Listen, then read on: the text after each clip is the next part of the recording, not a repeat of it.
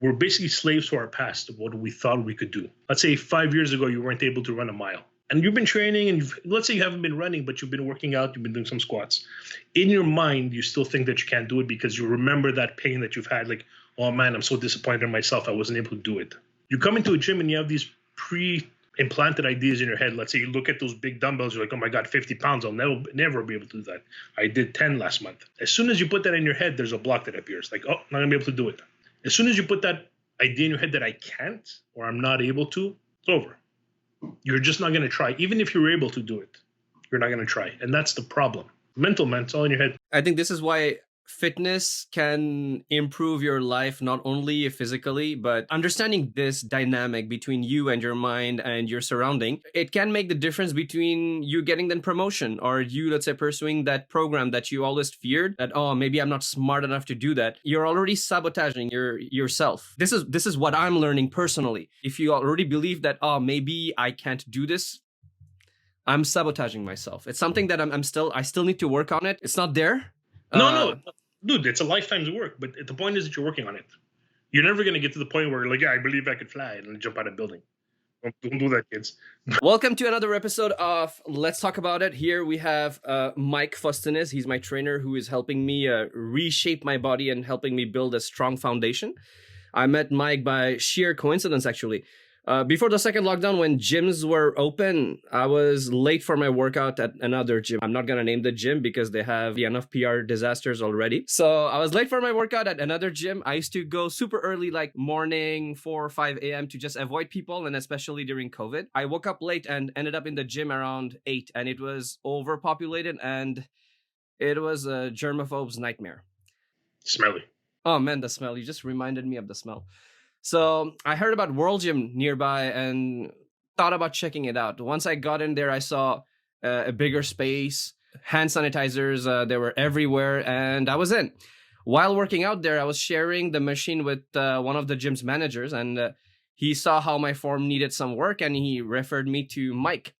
The gym was giving out a free assessment by a professional trainer, so I thought, hey, what the hell? What do I have to lose? And the assessment was, let's be honest, it was brutal, man. It was one of the most brutal things that I've ever experienced in life. I'm like, what the fuck was that? Stop. And it was also fun at the same time. Like, it was like a masochistic playground, I would say. But I understood then and there that Mike was the key to build my strength. So we started off as trainers and trainees, and we became friends. Now, I got a whole bunch of questions for you, Mikey. So what is your own training journey like? How did you get started? Oh, how did I get started? I was really young when I was about 16 years old. My family was always athletic. My uncles were very, very big, strong guys. They would always work out. You know, grew up like in the 70s, 80s. They were still kids. Arnold Schwarzenegger, Rambo, you know, all the tough guys, the big guys. And they were training. They were going to the gym. Bodybuilding was very popular back then. They were training. I was watching them when I was a kid. I was like, wow, I want to be big and strong. And yeah, man, I hit my puberty hit. I became really strong, and I started working out at home, bench pressing the couch, doing some squats, some weights at home. And it felt good. Like the way it felt, helped in sports. Yeah, that's how it started, man. Honestly, just cartoons and superheroes and action movies. Hold up. Bench press on the couch? No, under the couch. Bench press under the couch. I don't recommend it. How does it work? Well, you go under the couch and you lift it up, and then you do that, right? But it's after, when you try and get out from under the couch. I would call my mom and be like, the couch. And she would hold it and I'd get slide out.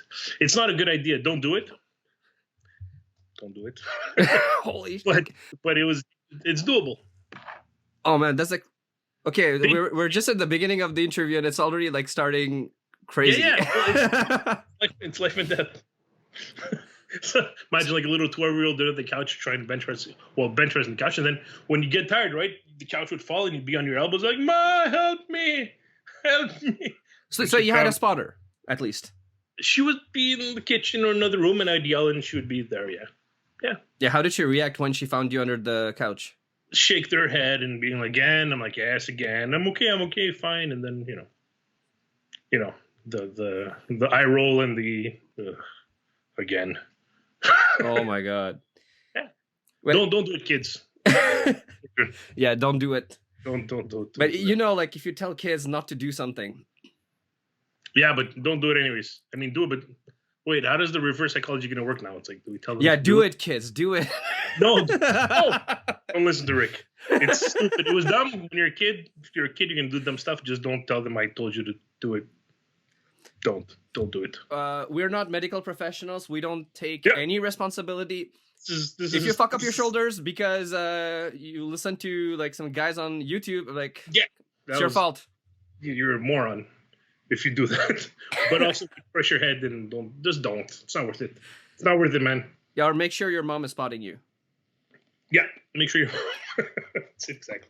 So, Mikey, one of the things that really boggle my mind is how diverse professional life that you had, starting from being a aerospace engineer to having restaurant businesses to rehabilitation training at some point. Paint a picture for us. What made you choose personal training at the end? I mean,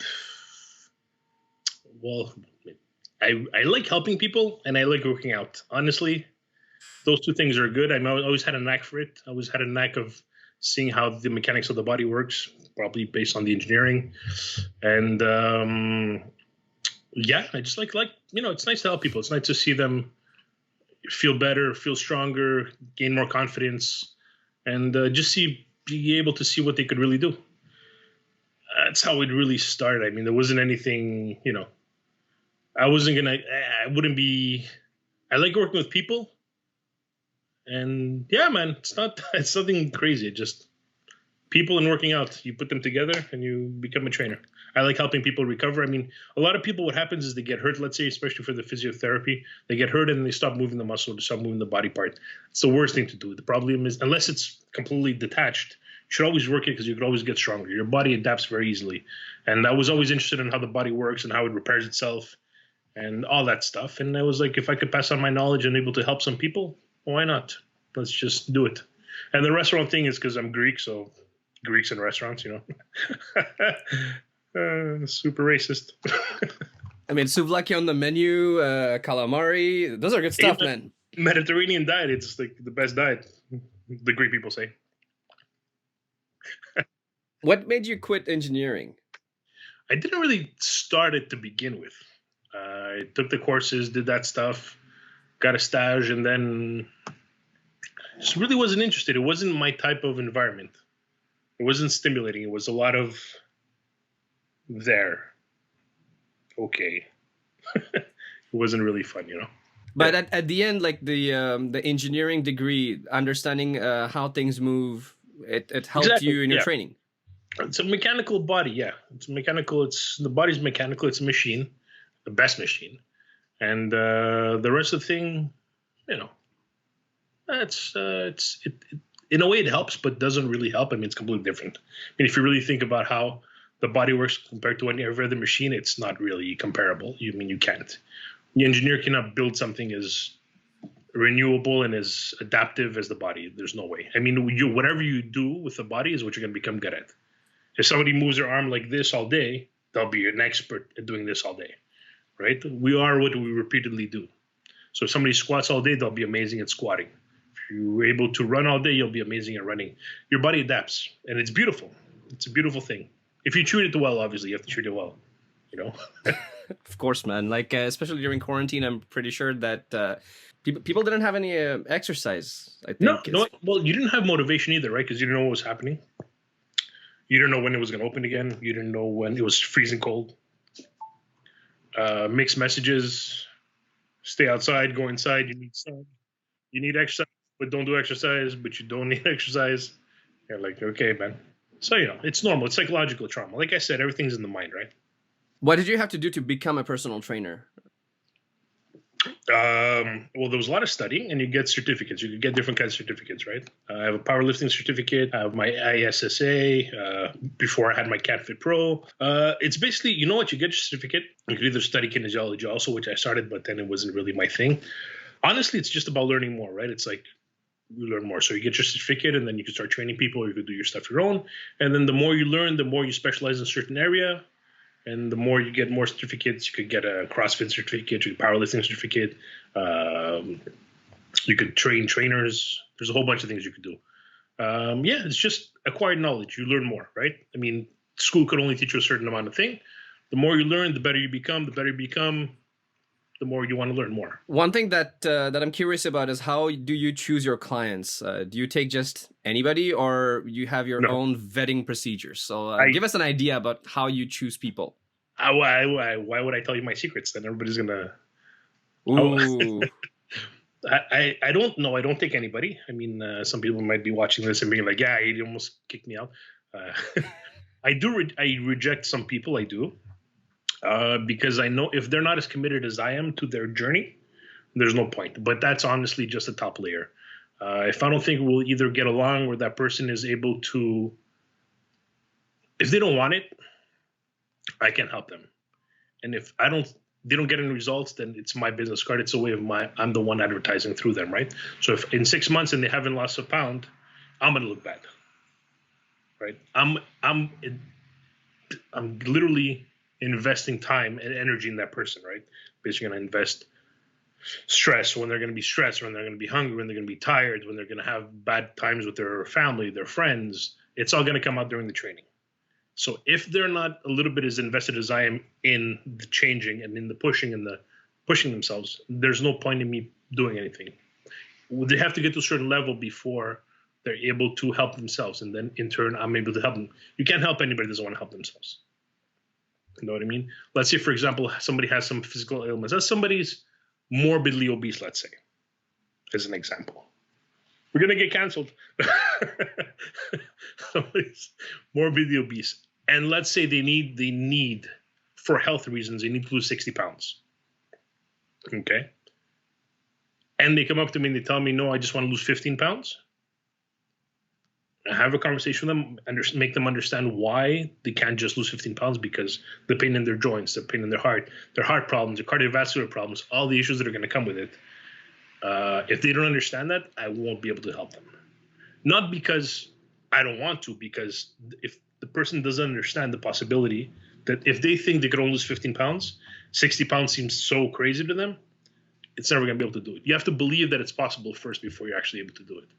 So if I don't think I'm going to get along personality-wise, or I don't see that they're going to push themselves, I mean, that's why the first training that we did together, I mean, I didn't really push you that hard compared to the trainings that we usually do. No, but it's true.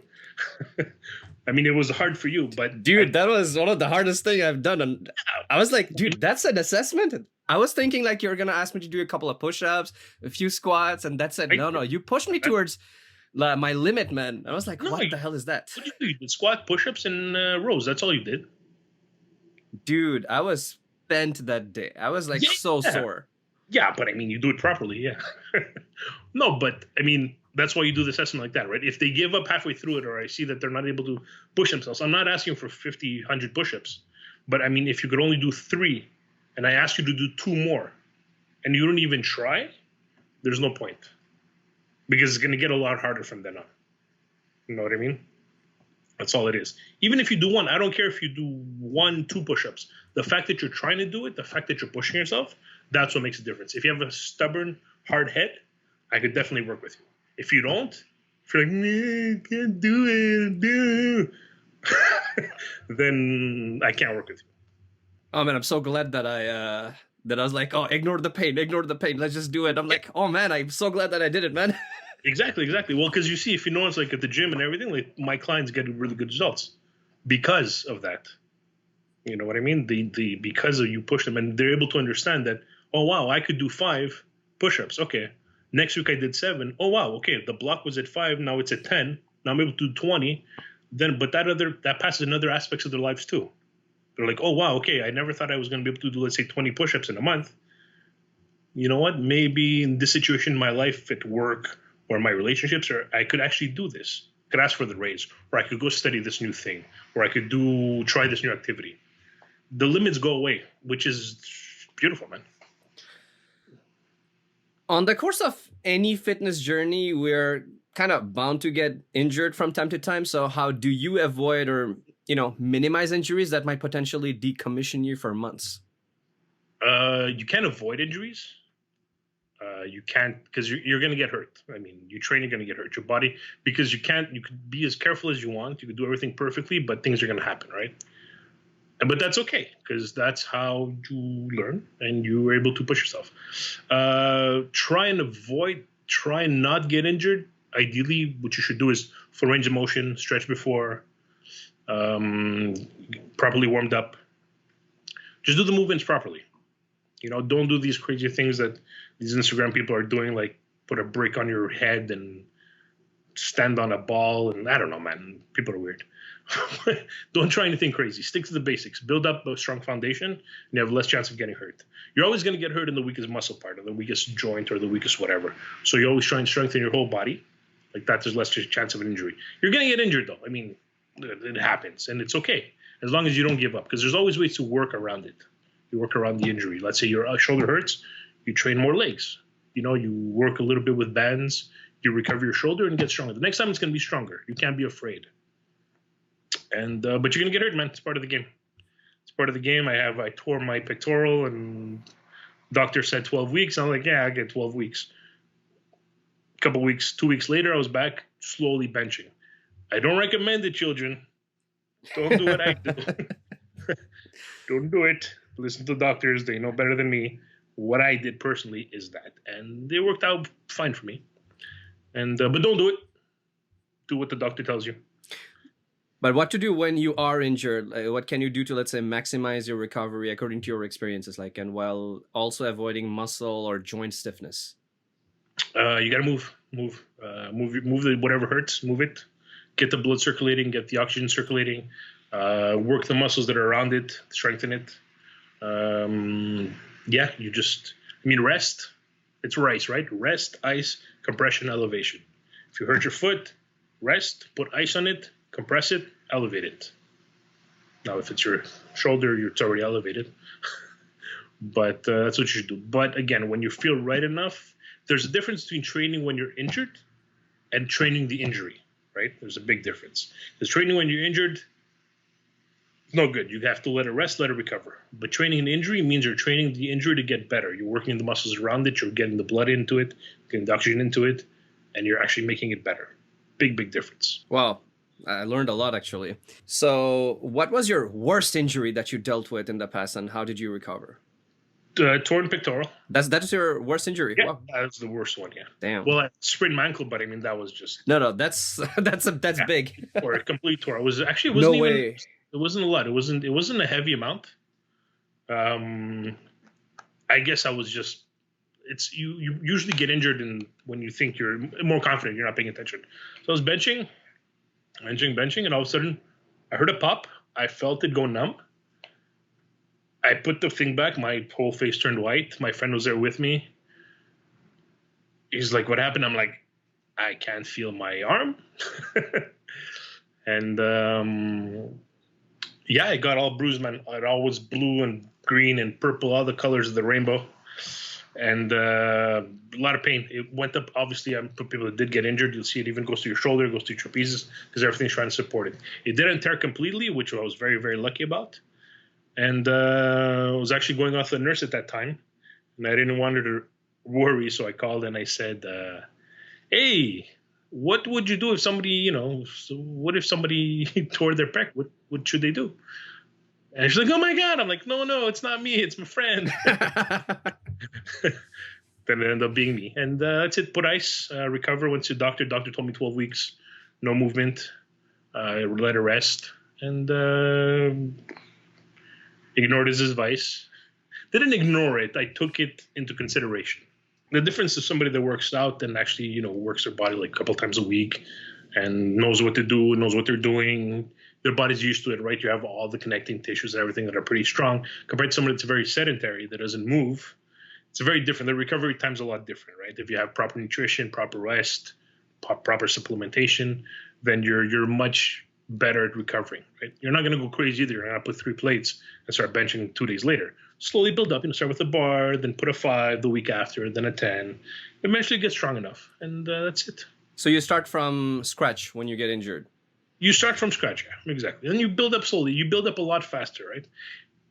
Look, it's the same thing. Like, there's a lot of places that do rehab.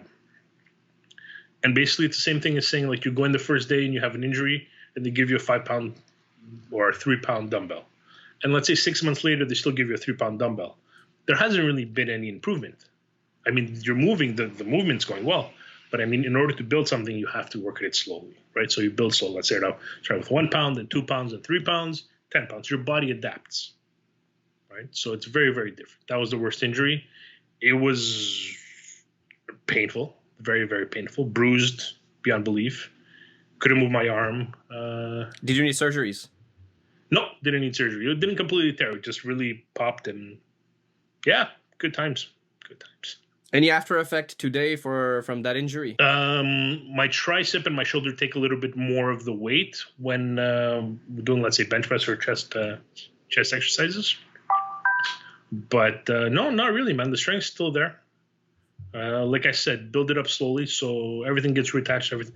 Not the tendons reattach, but the muscle gets strong and the movement is still there, and your body adapts. Your body adapts. Yeah. I got some questions about training in general. So, you specialize in powerlifting, right? Not specialized. I do train people to do powerlifting. Yeah. I don't really specialize in anything. Pretty much, I work a little bit with everything to see what works. Depends on the client. Whatever works best for them, right? Like, they want to build their strength.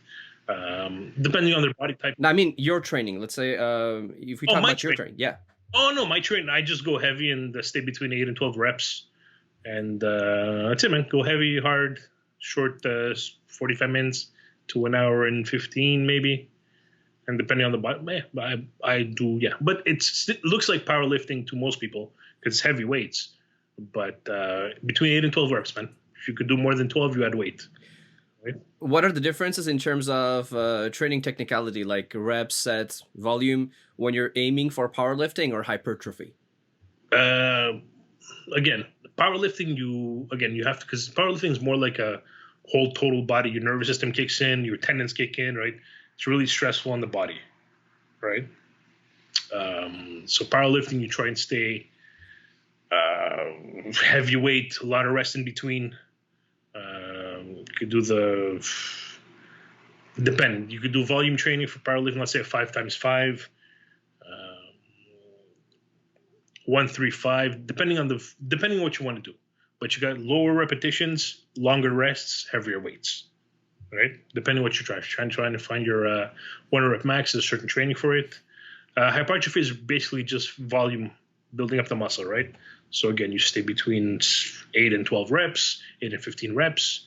You're working the muscle. You're working the muscle. The tendons are just out of repetitiveness that they get used. And just building volume, man. Honestly, hypertrophy is breaking down the muscle fiber until it grows, becomes bigger. Powerlifting is basically stressing the body to the point where it becomes really, really solid, and you're able to like lift those heavy weights. You know what I mean? You could be a powerlifter and look smaller than a bodybuilder that does hypertrophy, but the powerlifter is gonna kick the guys. You could look big and muscular but not be strong, right? The person that's like 250 pounds that benches 300 pounds, okay, good for you. It's a little bit higher than your body weight. But a power lifter that's 150 pounds that benches 405, like, okay, you might not look good as big as that guy, but yeah. So it's good to mix everything, You look big and you're strong at the same time. You got to be solid. So you get a more holistic approach to your training. It's not holistic. It's just basically you do whatever's best. Your body works in certain ways. You got to work with the body. You know what I mean? You got to look, I mean, you can't carry a bench press everywhere with you. And so it's good to look good, but it's also good to be, you're able to run, you're able to jump, you're able to lift the weights, you're able to, have good cardio at the same time. Yeah, you should be like a balance of everything. But it's fun to be strong. Why is it so important to develop muscle mass when you want to lose weight? Because a lot of people tend to think that cardio is the key to their development. So Yeah. what's your take on it? Well, it's not my take. It's science. It's for every pound of muscle that you build, your body burns 50 more calories during the day, right? Just general and normal, right? So what happens basically is for every pound, you burn 50 calories. Let's say you gain 10 pounds of muscle, that's 500 calories more in the day you're burning, right? Your metabolism speeds up because there's more fibers to circulate blood into oxygen, into movement, costs, it expends more energy. Cardio is very good. It's very, very good. But let's say for cardio, you got to think of cardio as you do 20 minutes of, let's say you burn 200 calories on the elliptical. It's 200 calories. Perfect. You have a muffin, your calories are gone.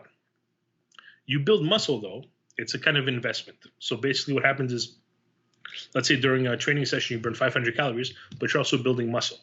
So that muscle the next day, and 2 days later, 3 days later, a week later, when it's going to build, it's actually going to burn more calories on that day than you would normally.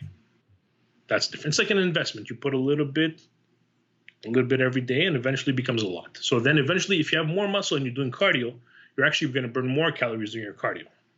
That's why you see a lot of guys that do like off-season training, a lot of girls that do off-season training, they're really muscular. And then when they need to shred down and really cut down for competition, they do a lot of cardio, but they still do weights. And because of their big muscle mass, the weight comes off really, really quickly, right? That's what it is. They're both very good, but you can't go crazy there because, again, you got to look at the comparison between a sprinter and a marathon runner. Marathon runners do a lot of cardio, but they don't look very strong or healthy, right? They're great at what they do. But look at the sprinters. It's shorter. They do weights, slower incrementations, more intense. That's the whole point. But it cannot be just exercises either. Like your diet also plays a huge role. Like how? Of course, your diet. The diet is. I mean, people say it's 80%.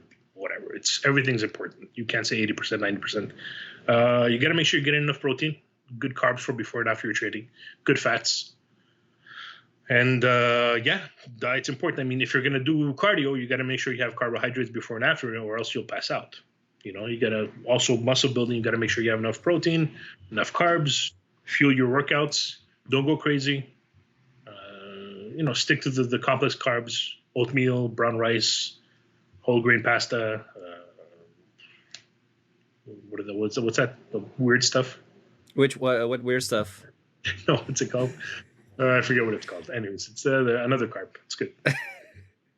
You mean rice? No, not rice. The other one. Starts with a C. Chia seeds? Not chia seeds. Whatever. They're little balls there. All right, something. Whatever. So, like, it's more of a balanced diet that you're recommending then, like, the basic stuff, like avoid the refined sugar, the refined carbohydrate, and just have a normal meal. Yeah, have a normal meal. Make sure you get your protein in. Make sure you get enough protein. Make sure you get enough vegetables, enough carbs, and don't go crazy. I mean, eat for what you're gonna do. If you're gonna go running, you can have a plate of pasta if you're going to go run for 3 hours. It doesn't really matter. I mean, but you're going to have a plate of pasta and then go to bed right after, stay on the couch. There's no point in doing that. All you're doing is giving your body sugar and you're not using it. So it's going to store its fat. It's normal. Your body does what it needs to do for you. So if you're going to break down a lot of muscle fibers by lifting heavy weights or doing powerlifting, your body needs to repair those cells. Give it more protein. It'll heal. Calisthenics, like, freehand exercises versus training with free weights, which is better in your opinion? Better. There's no better. I mean, you got to be able to do a push-up before you can do a bench press. You know what I mean? There's no point in doing a bench press if you can't do a push-up. Calisthenics is good because it stabilizes your whole body, works on the abdominals, works on the shoulders. Bench press, you're kind of lying down. They're both very good. I mean, when push-ups get too easy, then you go into the dumbbells and barbells and all those things. But if you can't do a body weight squat, there's no point in doing squat with weights on your back. All you're doing is weaken your weak muscles already, and the stronger ones are going to take over, and eventually you'll get injured. So start off with body weight exercises, whatever you could do, man. It doesn't really matter. You can start off with 5, 10, 20, whatever. You could start with 2. You can start with push-ups on the wall. It doesn't matter. You're just going to get stronger, and then eventually go with doubles. Everything's a step, right? Machines are good. Free weights are good. Calisthenics are good. Yeah, everything's good. Elastics are good for some things. Everything's good. Usually, how do you compose your training sessions when you think about targeting the weak muscles and also the strong muscles? How do you plan the progression? Well, depending. I mean, first. I have to analyze on the client you're talking to for myself. In general. Okay, in general, well, you have to analyze the person, right? Put them in certain, like, make them do squats, push-ups, rows with the TRX. Then you see wherever they feel it first is what you have to, whatever their weakness is, right? So let's say somebody's doing rows, and like, you're feeling your back, and they're like, no, I feel it in my arms and my forearms. I'm like, all right, that's the weakest part. That's what's going to give up first, right? Their back's not really working. So you work on the weakest parts first when you're rested, and then eventually it balances out, right? If somebody's super strong, let's say you want to work on the back and they're super strong on their biceps, you have to tire out the biceps before you can work on the back. That's logic, right? What are the dangers of those imbalances? Oh, that's what's going to get injured first. If you have a really weak rear deltoid, let's say, and you're doing some rows and you're putting heavy because your back could take it and your biceps could take it, all it takes is 1, 2, 3 pounds extra, some bad movement, and your shoulder's ruined, the rear delt's ruined, because that's the weakest part, right? Your other body parts that are stronger are compensating for the weak part. But if you make that weak part stronger, then you're going to be a hell of a lot stronger. That's what's important. One of the key things that you taught me, and you're still teaching me, is the mental aspect of training, the mind game. It's something that every fitness practitioner or athlete understands and talks about. For the untrained body and the untrained mind, could you explain what that mindset is? What do you mean? In what way? What the mindset is? The what? You remember that whenever I was giving up, you keep telling me, it's in your mind, like you have to cultivate rage. That's right. One of the things you mentioned. So for somebody who does not understand this aspect of training, where the mental aspect, can you just paint a picture of what it's like and why is it so important? Right. Well, the mental is the most important thing, because again, have you seen those things, those elephants? It's probably everybody heard about this story.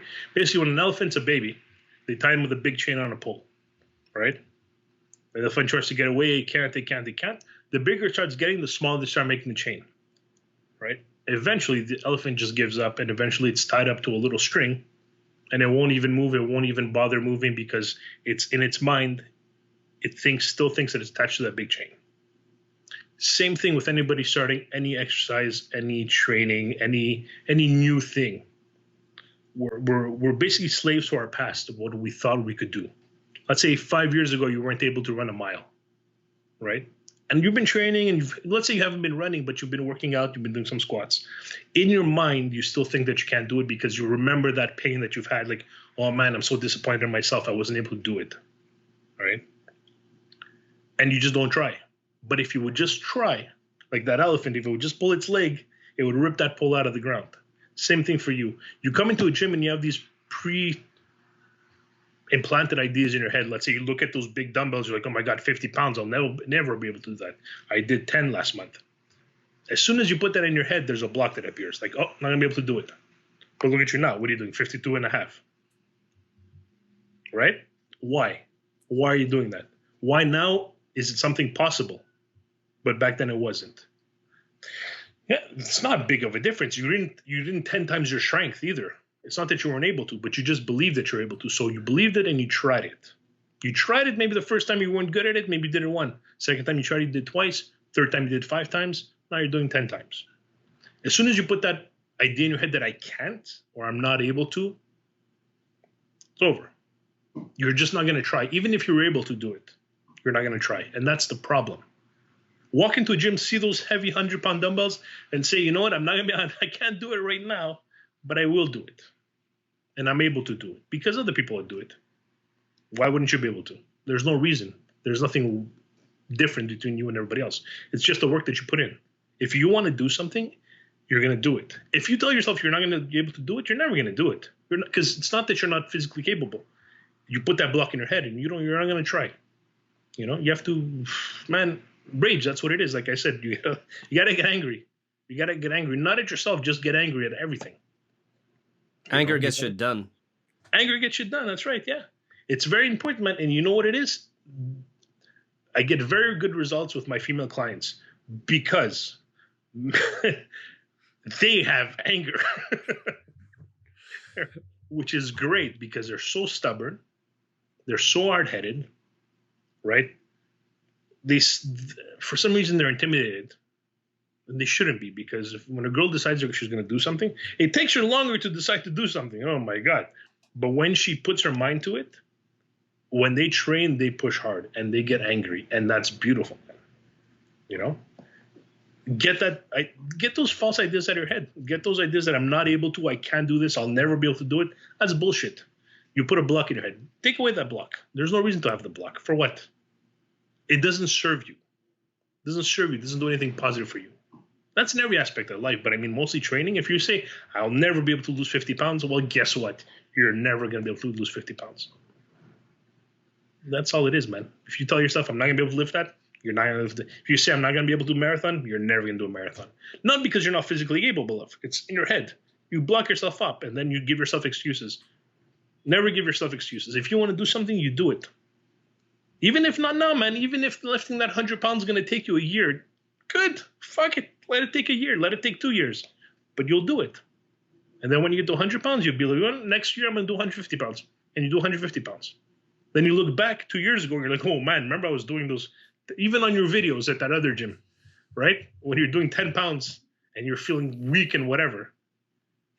Yeah, now it's like 30 is like my normal. What 30? You're doing 50 pounds now compared to 10. Yeah.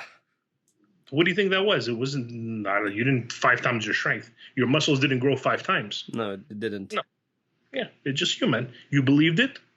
You tried it and you did it. That's all it is. Mental, man. It's all in your head. I think this is why fitness can improve your life, not only physically, but understanding this dynamic between you and your mind and your surrounding, it can make the difference between you getting the promotion or you, let's say, pursuing that program that you always feared that, oh, maybe I'm not smart enough to do that. But you just like, you're already sabotaging yourself.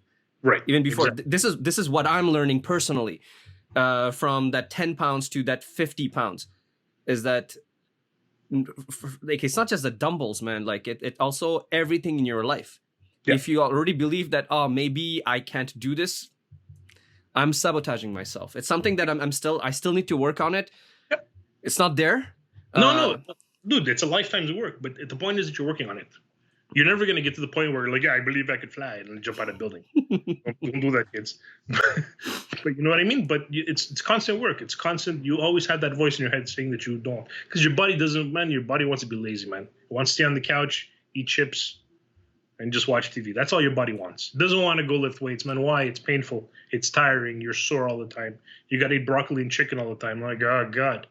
But it's not about what your body wants. It's about what you want. You know, and you tell it to shut up.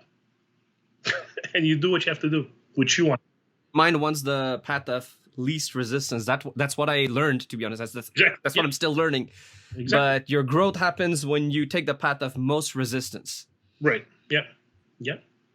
So people, including myself at some point, have this misconception that lifting weights can decrease your flexibility. You debunked that on day one of our training. Tell us how you can increase flexibility with free weights. You just do the full range of motion in exercises. You do a proper movement. You do a squat. You squat all the way down. You don't go halfway down. You do a press. You do all the way down. You know, it's your tendons and your muscles stretch out when you work out if you do it properly, right? Like even you now, you're lifting a lot heavier. A lot of my clients lifting a lot heavier, but they're squatting a lot lower because again, you work through the full range of motion. Full range of motion, more stability, more flexibility. More muscle building, so many benefits. A lot of people do a lot of half reps, right? Because they want to get in the numbers. There's the mentality, let's say, I'm not sure now, I haven't checked it out in a while, CrossFit mentality of doing as many reps as possible. Like, just give me 5,000 push-ups and 3.5 million squats. No, you have to do it properly. That's why people get injured. You can't. You got to do it properly. All the way down. Doing it properly, 10 is better than doing 20 half-assed. It's not worth it.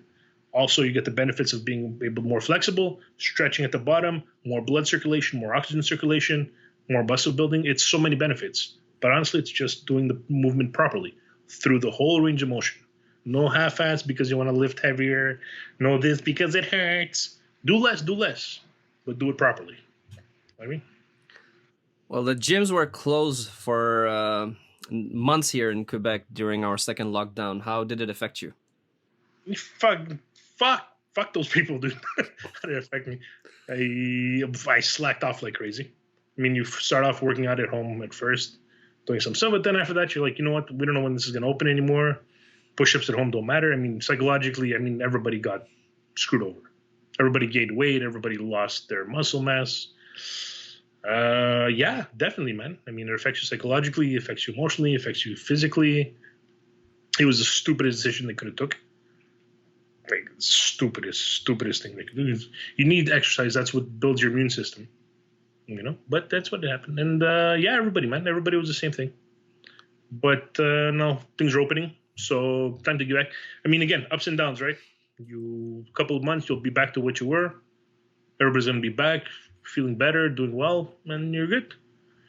It's a stumbling block on a long, long road. It's not a sprint; it's a marathon. You gotta do it properly. That's all it is. What's going to be the long-term ramification of on mental health? For this? Yeah, with this lockdown. Screwed. It's screwed. The next generation's screwed. Well, this generation's screwed.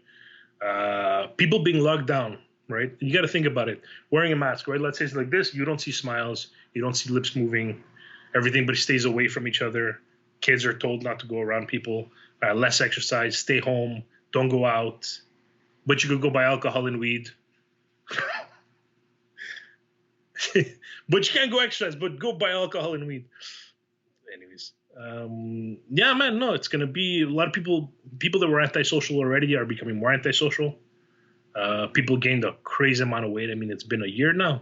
Even if somebody gained 30 pounds, I mean, 30 pounds extra on their body, on their joints, it's not a good thing. It's not a good thing. And the ramifications we're going to feel them a lot. It's going to take a while to get back to it, right? The mental health people that have been depressed, people that have been lonely, people that are staying home, people in abusive families, homes, all this crap. I mean, it just got worse. They weren't considering that when they locked down, right? They're not thinking like, hey, but this is when they're going to have to deal with it now, when everything opens up again and people start. But honestly, man, if they would have just kept the gyms open, kept exercise going, and just, not just exercise, just like being able to do stuff, in a sanitary way, keep everybody healthy, But no, it's like you're fighting a disease that you need a good immune system by stopping people from doing things that build up their immune system. It's counterproductive.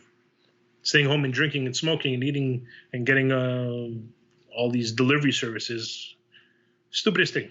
You could get a pizza at your house in 10 minutes, but you can't go out to the gym and work out. Like, come on. Like, we're screwed, man, but it's okay. I mean, you gotta...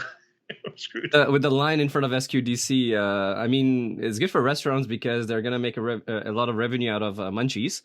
Yeah. But in the long term, man, it's we're fucked. A lot of restaurants closed, man. A lot of places closed. A lot of restaurants closed. A lot of people, people that are working in the food industry, they're going to try and find work again when everything opens and not be able to because the restaurants are closed. Everything's closed.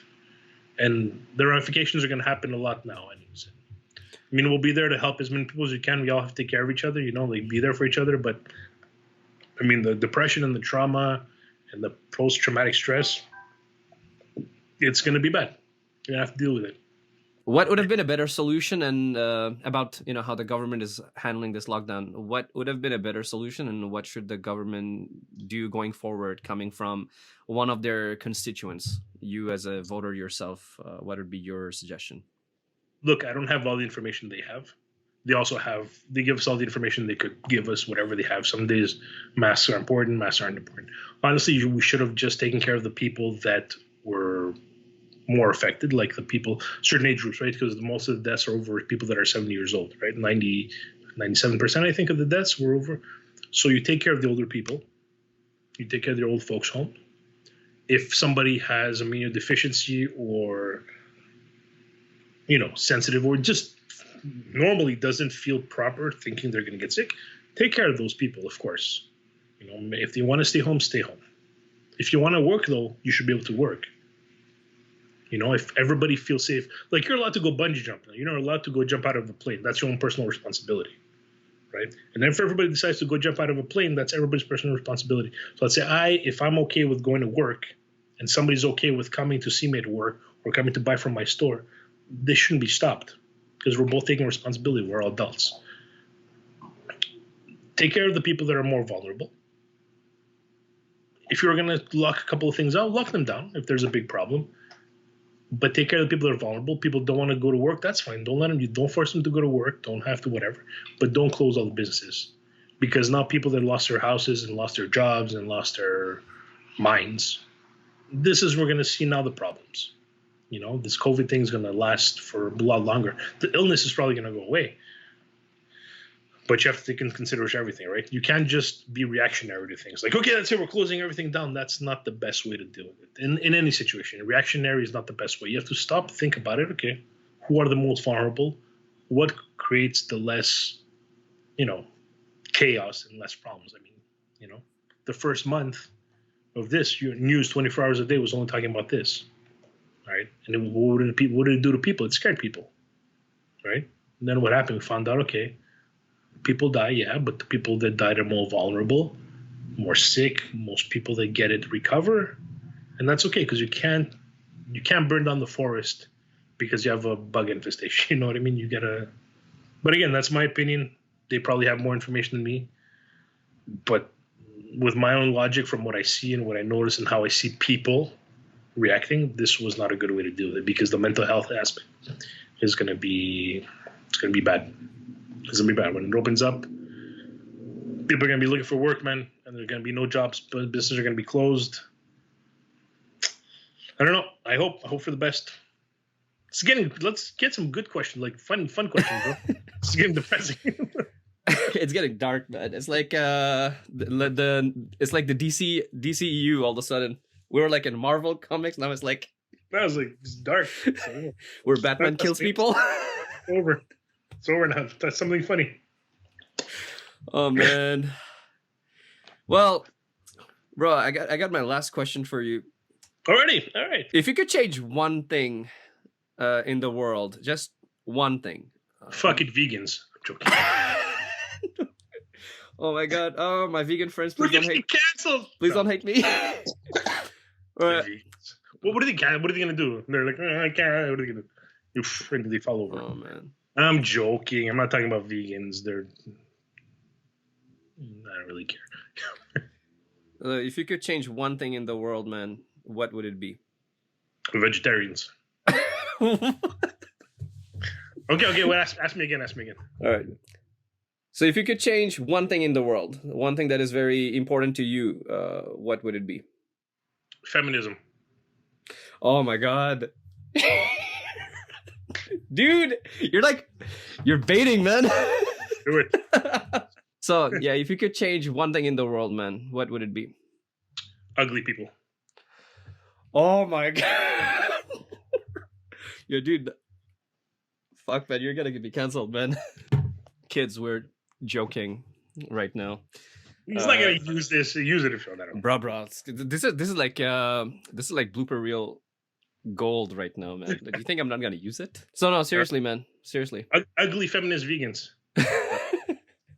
If I could change one thing about the world, people take more self-responsibility. Humanity in general to take responsibility. Each take responsibility for themselves.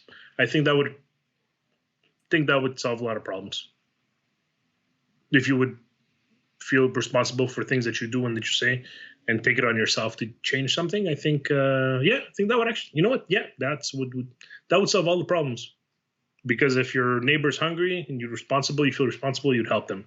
If a war's starting and you feel responsible for killing other people, you would stop that. If, somebody's hurting, you would be responsible and you would help them. Yeah. People need to take responsibility for humanity. That would solve everything. Yeah. But that'd also take some self-awareness too, right? Self-awareness, yeah. Well, self-responsibility. If you're responsible for yourself, you're aware that your actions have consequences. And if you realize, and your inactions have consequences too, right? So if you realize that, you're good. You're gonna help everybody as much as you can, just to be a decent person, and everybody's gonna help everybody else. That's it, man. Yeah, that's what. Yeah. Thank you for tuning in to Improve Mentor. If you found this episode valuable, share this with your friends and family members who are on a journey to grow and prosper. And please take care of your health, physical, mental, or otherwise. Until next time.